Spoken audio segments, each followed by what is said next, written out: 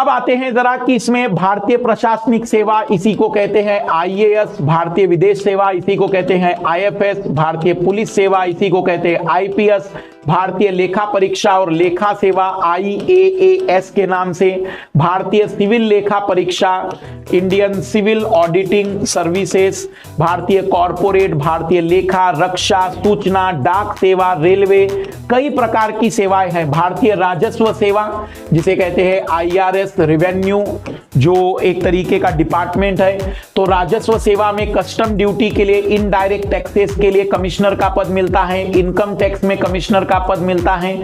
ऐसे यदि आप देखेंगे तो यहां पर कुल आपको 19 सेवाएं मिलेगी। इससे भी ज्यादा सेवाएं कई बार आ जाती है। तो ये एक ही सिविल सर्विस परीक्षा में इतने विभिन्न पदों पर भर्तियां होती है।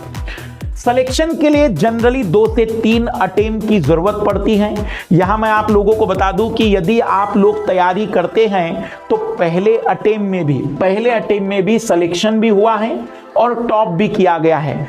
हर साल जितने विद्यार्थी परीक्षा देते हैं पहले अटेम्प्ट में लगभग 35 से 40% विद्यार्थी निकल जाते हैं।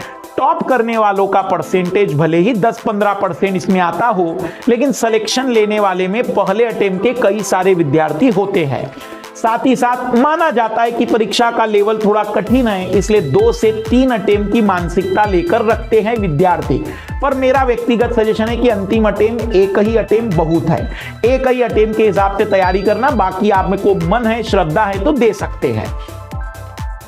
प्रीलिम्स में कट ऑफ कितना जाता है तो कोई फिक्स नहीं है। प्रीलिम्स का कट ऑफ 50 से 55% जाता है, क्योंकि प्रीलिम्स का जो कट ऑफ होता है वो GS के पेपर, जनरल स्टडी के पेपर पर डिसाइड होता है। और वहां 200 नंबर के पेपर में कई बार जो कट ऑफ जाता है वो 98 से लेकर तो 112 नंबर तक अभी तक कट ऑफ गया है। तो पहली परीक्षा का जो कट ऑफ है वो 50 से 55% के बीच में रहता है। रेयरली पुराने वर्षों में कभी 60% गया होगा।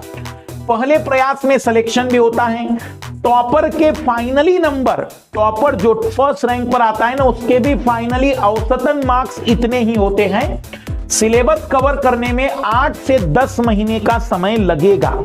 यदि आप निरंतर रूप से तैयारी कर रहे हैं तो सिलेबस को कवर करने में आपको 8 से 10 महीने का समय लगेगा।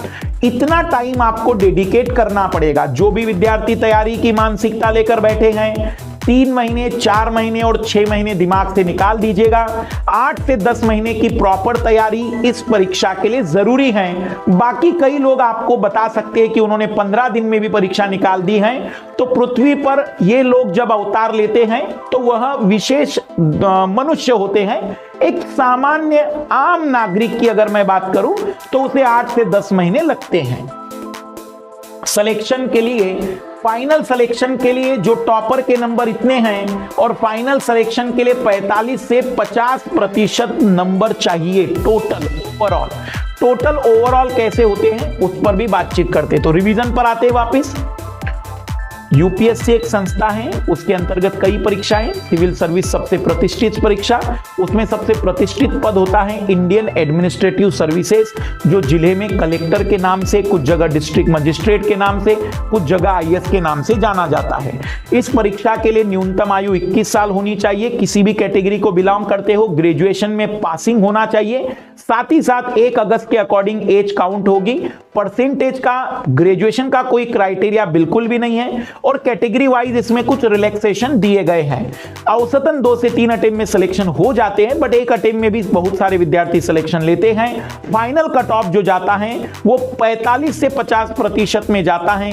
पहली परीक्षा का कट ऑफ 50 से 55% में जाता है। अगर हम बात करें टॉपर करने वाला व्यक्ति भी 50 से 55% अंक ही ला